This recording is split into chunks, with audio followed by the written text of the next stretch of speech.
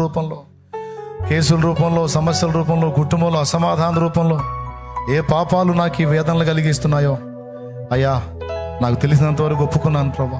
తెలియనివి నేను మర్చిపోయినవి ఏవైనా ఉండే దయచేసి నా ప్రభా నన్ను క్షమించు. నీ రక్తంతో నన్ను కడుగు నాయనా.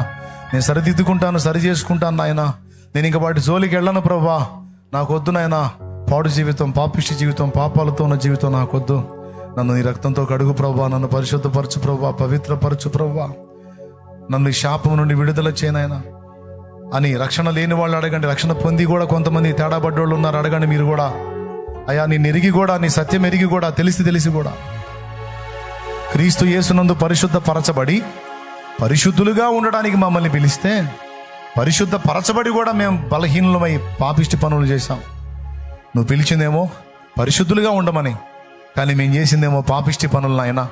మా ఆలోచనలో పాపిష్టి ఆలోచనలు, మా తప్పుడు క్రియలు, తప్పుడు ప్రవర్తన, తప్పుడు జీవితం ద్వారా మరి నిన్ను, నీ ఆత్మను దుఃఖపెట్టాం ప్రభా.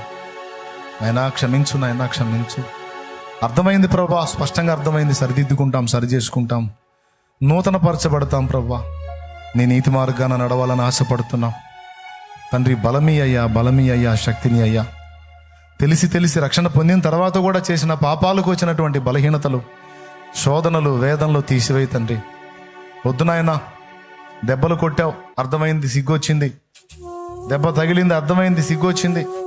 ఇంకొద్దనుకుంటున్నా, ఆ పాపిష్టి పనులు వద్దనుకుంటున్నా, ఆ పాడు జీవితం వద్దనుకుంటున్నా, ఆ లోకానుసారత వద్దనుకుంటున్నా, పరిశుద్ధ జీవితం కావాలనుకుంటున్నా, ప్రార్థనా జీవితం కావాలనుకుంటున్నా, నీ కొరకు బ్రతికే జీవితం కావాలనుకుంటున్నా. యేసయ్యా నాకు కృపని అయ్యా నీ శరీర రక్తాల్లో చెయ్యబోతున్నానయ్యా.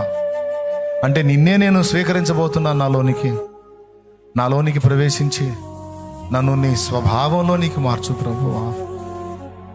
నీ సారూప్యంలోనికి, స్వభావంలోనికి మార్చు ప్రభువా. నేను అనుభవిస్తున్న వేదనల నుంచి విడుదల ప్రభువా. ఇదిగో ఎంతోమంది బిడ్డలు ఇప్పుడు సాక్ష్యం చెప్పారు నా ప్రభువా. నేను కూడా ఆశపడుతున్నాను, నేను కూడా నిలబడి సాక్ష్యం ఇవ్వాలి సంతోషంతో. అన్యజనులు అనేకులకు సాక్షిగా ఉండాలి ప్రభువా. నన్ను అనుగ్రహించు నాయన. నాకు సహాయం చేయనాయనా, నాకు సహాయం చేయను. ప్రార్థన చేద్దాం. నిలువు మోకాళ్ళ మీద ఉండగలిగిన వాళ్ళందరూ నిలువు మోకాళ్ళు వేయండి.